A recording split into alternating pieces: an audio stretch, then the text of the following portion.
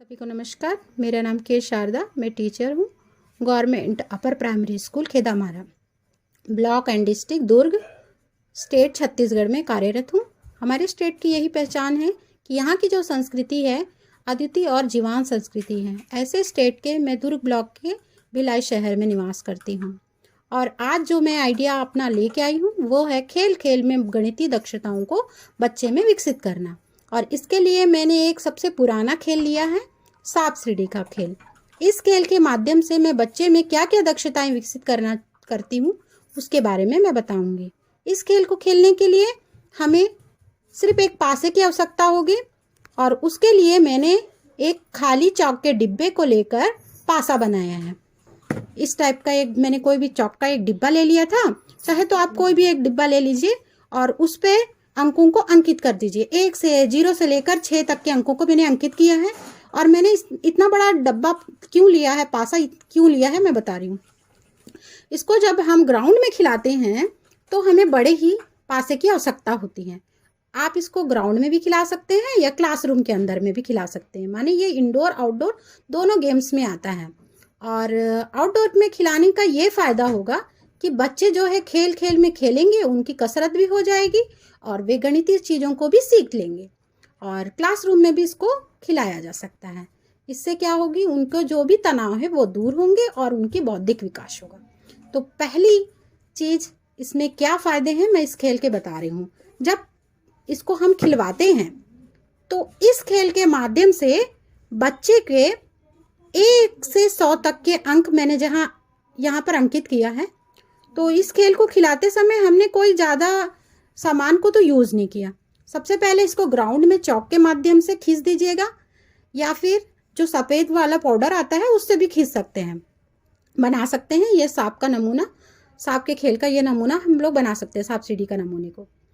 इस खेल को फ्लोर में जब खींच रहे हैं हम, खींचने के बाद हमें कोई भी एक पासे की ज़रूरत होगी जिसे हमने बना लिया। कोई भी मैंने चौक के डब्बा यूज़ करके बनाया था, इसके लिए कुछ भी हमें अलग से सामान लेने की ज़रूरत नहीं पड़ी थी। ये खाली डब्बा था, उसको लेकर एक कोई भी खाली कागज़ को हमने चिपका दिया है और अंकों को अंकित कर दिया है। अब इस खेल को खेलने से हमें क्या दक्षता हासिल होगी वो मैं बता रही हूँ।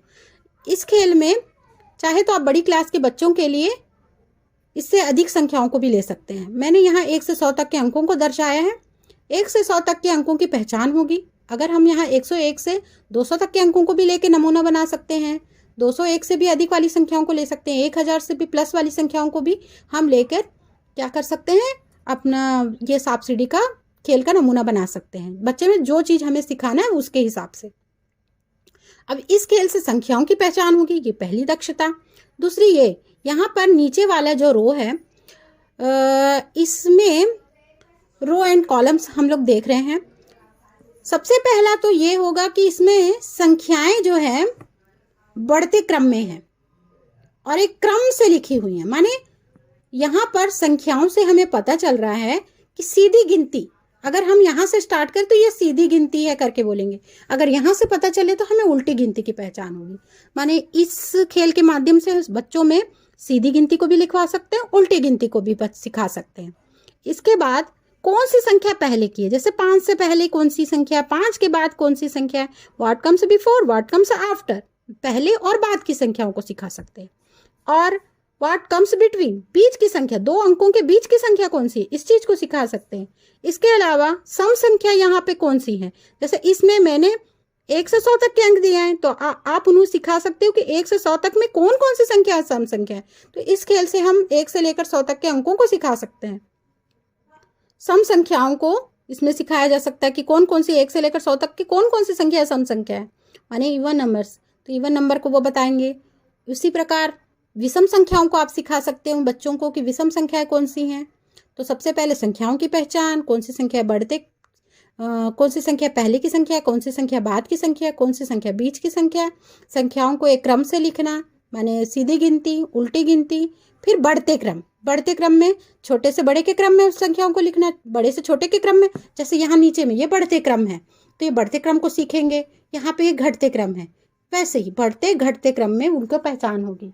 इसके अलावा 2 संख्याओं में एक संख्या का, माने 2 अंकों की संख्याओं में 1 अंकों की संख्या को जोड़ना। जैसे यहाँ पर यहाँ पर बच्चा है, ग्राउंड में यहाँ बच्चा खड़ा है, एक बच्चा यहाँ है, उसने डाला अपने पासे में 6, तो 6 7 के बाद से 6 गिनेगा, 1 2 3 4 5 6, माने ऐसे गिन के, जैसे 7 है, 7 के बाद 6, 1 2 3 4 5 6, माने यहाँ आ रहा है।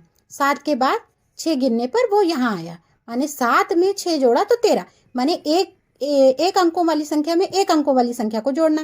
वैसे यहाँ पे है बच्चा और उसने फेंका पासा और यहाँ हमारा आ गया 3, तो वो 13 पे था, वहाँ पे 3 आए तो 3 को जोड़ेंगे, तो 13 के बाद 3, 1 2 3, माने यहाँ आ गया वो 16 में, माने 2 अंकों वाली संख्याओं में एक अंकों की संख्या को जोड़ना। इस प्रकार से इस खेल में उसने एक अंकों की संख्या में एक अंकों की संख्या को जोड़ना, 2 अंकों वाली संख्याओं में एक अंकों की संख्याओं को जोड़ना, पहचानना सीखा। तो इसमें इस खेल के माध्यम से हमें कुछ भी खर्चा करने की ज़रूरत नहीं पड़ी, 0 इन्वेस्टमेंट है, और इस खेल के माध्यम से गणित की बहुत सारी दक्षताओं को बच्चों में विकसित कर सकते हैं।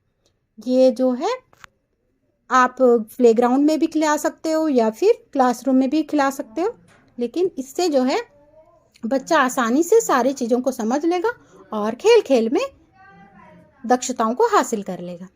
धन्यवाद।